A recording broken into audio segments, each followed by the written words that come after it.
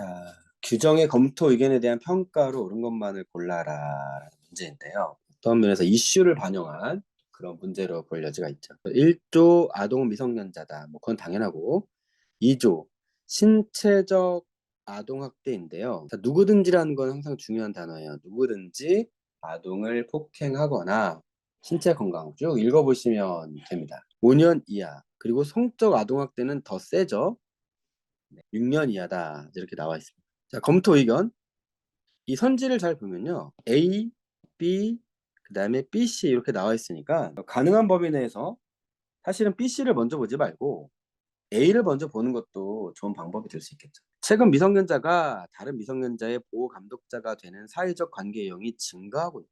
자, 이거는 A를 보면 아동학대 범죄는 일반 폭력범죄와 달리 보호 의무자가 보호 대상자에게 해를 끼치는 데 특징이 있다. 따라서 보호 대상자인 아동은 여기서 제외하자. 신체적 아동학대 그리고 성적 아동학대의 행위 주체에서 제외하자 이 말이죠. 그런데 지금 이 기억을 보면 보호 의무자가 미성년자라는 말이 돼버리는 거잖아요. 그러면 A를 잘 보면 뒤에 마주 보면 행위주체를 보호 의무자인 성인으로 한정 딱 이것만 봐도 얘는 지금 얘가 미성년자가 보호 감독자, 보호 의무자가 될 수 있다는 말인데 그러면 A를 최소한 뒷받침하지는 못한다는 겁니다. 그래서 이 기억이 상당히 쉽게 지워진다고 볼 여지가 있는데 아마 이거를 사람들이 많이 틀리지는 않았을 것 같아요. 그럼 이제 디귿은 다행히 안 봐도 되고 니은만 보면 되는데 이 말씀을 드린 이유가 뭐냐 이게 정답률이 58.4%거든요. 거의 절반이 틀린 문제예요.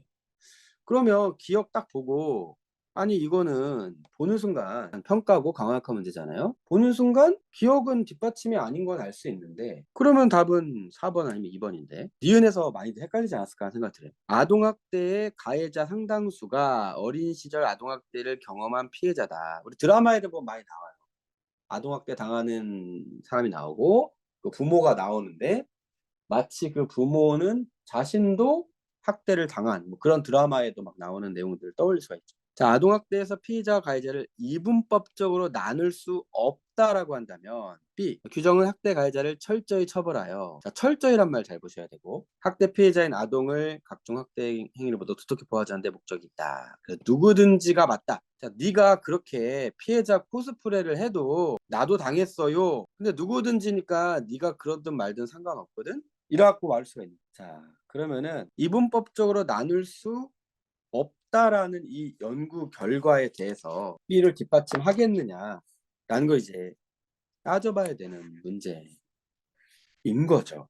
근데 여기에서 많이들 헷갈렸다라는 거예요. 자, 그러면 이 니은이 다시 말씀드리면 이 아동학대 피해자와 가해자의 뭔가 개념 구분이 명확하지 않을 수 있다는 말로 볼 수가 있는 거고 B는 어떤 측면을 볼 수 있냐 얘는 어떤 면에서는 명확히 구분한다고 볼 수 있는 거죠. 왜 명확히 구분하는 거냐 특정 범죄죠. 여기서 말하는 이런 신체적 아동학대나 성적 아동학대는 특정한 범죄인데 지금 가해자와 피해자를 여기는 이 피해자와 가해자를 구분할 수가 없다 이런 말이라면 여기는 누구든지라고 한 말은 학대 가해자, 학대 피해자 이렇게 말하고 있죠. 피해자와 가해자를 명확히 구분한다라는 거를 사실 느낄 수가 있어요. 그쵸?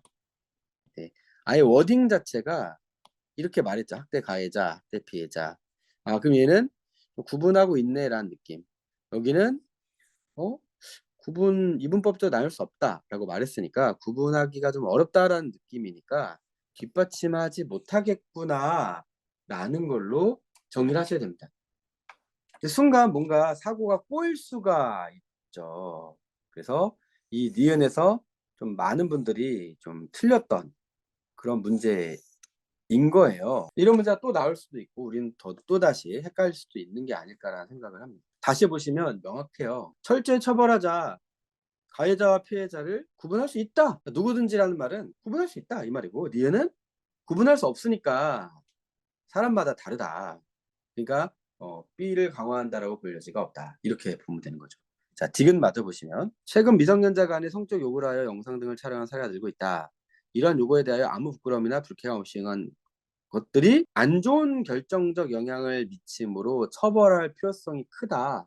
이렇게 말하고 있는 거죠. 자, 그러면 B 방금 전에 봤던 누구든지, 그러니까 미성년자임에도 불구하고 그런 거 가리지 말고 처벌하자라고 했으니까 누구든지로 봐도 충분히 될 수 있는 내용이죠. 또 C, 아직 안 봤는데, 성인 피해자와 동일하게 취급할 수가 없다라고 했는데, 지금 뭐가 중요한 거냐면 성적 수치심을 야기하는 이라는 표현을 빼버리자라는 내용이잖아요. 근데 지금 디귿에 보면 이게 아무 부끄러움이나 불쾌감 없이 응했다가 문제가 되는 거예요. 그러면 지금 여기만 봤을 때는 성적 수치심을 야기하지 않았다는 얘기겠죠. 근데 야기하지 않는다고 해서 이게 옳으냐? 아니다. 야기하지 않았음에도 불구하고 안 좋게 된다라고 했으므로 이것은 이 표현이 굳이 없는 게 낫겠네 라고 하는 이 부분에 대해서 시를 뒷받침할 여지가 있어요. 그래서 디귿이 맞다라는 건데, 자, 기억 말고 니은 디귿이 뭐 디귿은 안 봐도 되는 그런 구조였지만 사실 니은 조금 순간적으로 착각하게 되면은 틀릴 여지가 있는 그런 문제가 아니었을까. 그래서 58.4%였다. 이렇게 문제를 한번 정리해 보시면 좋겠습니다.